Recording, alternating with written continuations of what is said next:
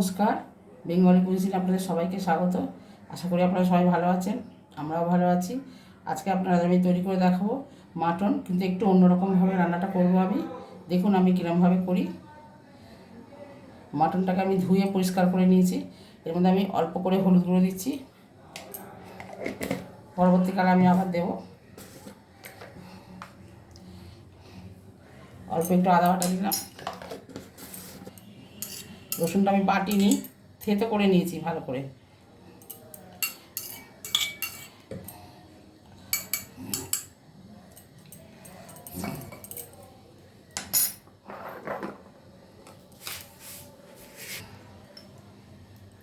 একটু Kashmiri red chilli powder দিলাম,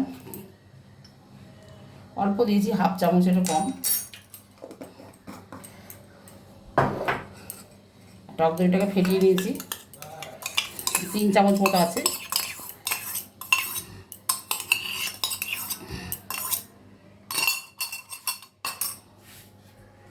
একটু নুন দিলাম, একদম কম নুন দিয়েছি। একটু সর্ষের তেল দিলাম, ভালো করে মাখিয়ে রেখে দেবো। আপনারা যতক্ষণ পারবেন রাখবেন, আমার হাতে সময়টা একটু কম আছে। আমি 20-25 মিনিট মতো মাখিয়ে রেখে দেবো। খুব ভালো করে মাখিয়ে রাখতে হবে, যাতে প্রত্যেকটা মাংসের গায়ে দই টইগুলো লেগে যায়, মশলা।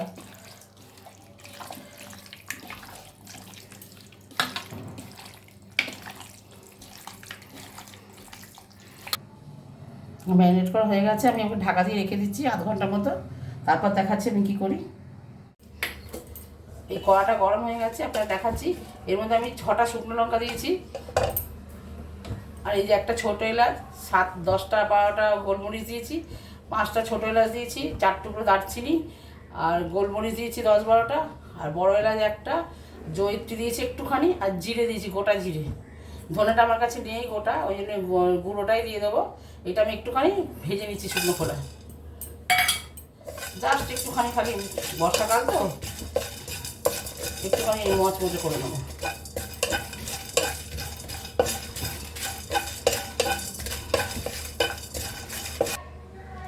তেলটা গরম হয়ে গেছে, এবার দেখুন পেঁয়াজ। এবার আমি 3টে পেঁয়াজ নিয়েছি, আর রসুনের টুকরো নিয়েছি এই কটা, আর আদা।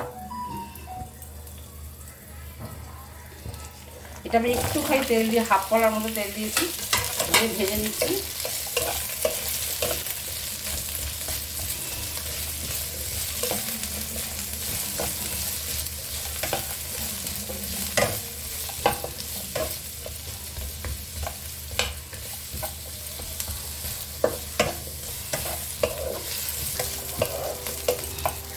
হ্যাঁ, এর মধ্যে আমি দেখুন এই যে 5টা কাজু দিয়েছি, 5টা কাজু আর 1 চামচ চারমগজ দিয়েছি, দিয়ে আমি এটাকে একটু নাড়াচাড়া করে নিলাম। এটা হয়ে গেছে, এটাকে একটু ঠান্ডা করে মিক্সিতে দিয়ে দেবো পেস্ট করার জন্য। হ্যাঁ, আমি কড়ায় তেল দিয়ে দিয়েছি। এই রান্নাটা একটু বেশি তেল দিতে হবে। আর এই পেঁয়াজ তো বাটছি, আর এখানে আমি 2খানা ছোটো ছোটো 2 পেঁয়াজ আমি কুচিয়ে নিয়েছি, এটা আমি ছেড়ে দিয়েছি। এটাকে আমি ভালো করে ভাজবো।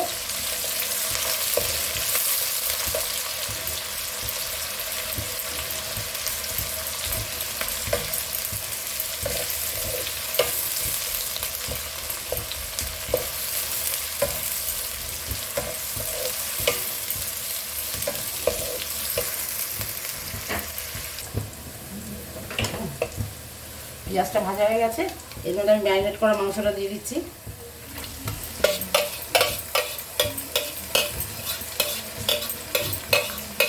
মাংসটাকে আমি 1 ঘন্টার মতো ম্যারিনেট করে রেখেছিলাম, আপনারাও রাখবেন।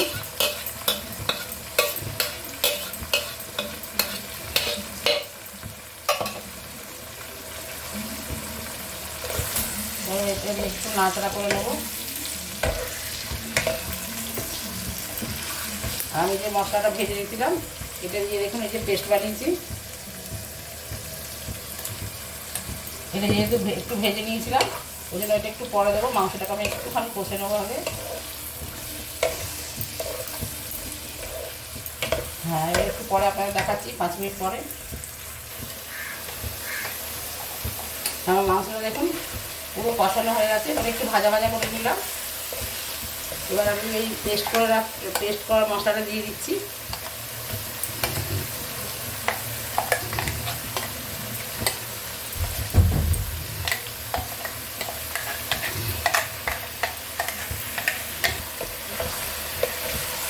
আমি খুব ভালো করে কষবো এবার।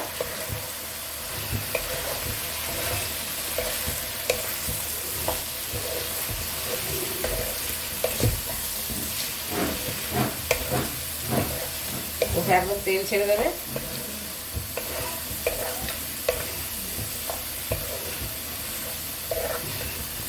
কষা হয়ে গেলে আপনাদের কিছুক্ষণ পর আবার দেখাচ্ছি। মাংসটা একদমই কষা হয়ে গেছে, এবার আমি নামিয়ে এটা কুকারে দেবো। আর এমনি অনেক সেদ্ধ হয়ে গেছে, আপনারা চাইলে এখানেও সিদ্ধ করতে পারেন। সিদ্ধ করার জন্য আপনারা একটু কাঁচা পেঁপে দিয়ে দেবেন, তাহলে তাড়াতাড়ি সিদ্ধ হবে, কুকারে দিতে হবে না।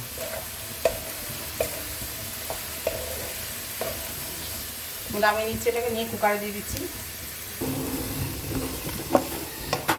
আমি গরম জল করে রেখেছিলাম, ঠান্ডা জল একদমই দেবেন না।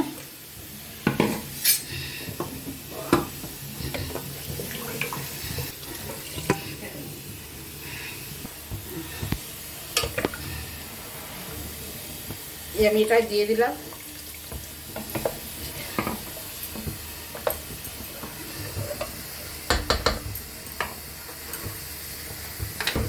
এবার আমি এতে নুন দেবো আন্দাজ মতো।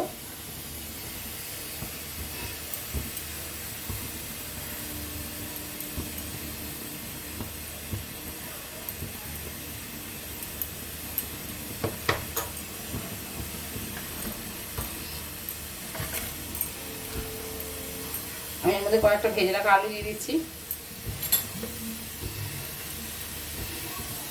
আপনারা পছন্দ করলে, না পছন্দ করলে দেবেন না, শুধু মাংস রান্না করবেন। আমাদের বাড়িতে আলু দিয়ে মাংস খেতে পছন্দ করে।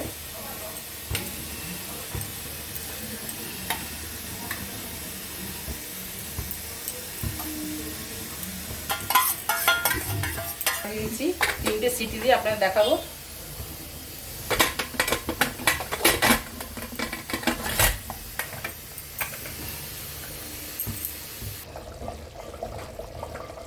মাংসটা পুরো রেডি হয়ে গেছে। নামাবার আগে একটু গরম মশলা দিয়ে দিচ্ছি অল্প করে, ছোটো এলাচ দেওয়া আছে।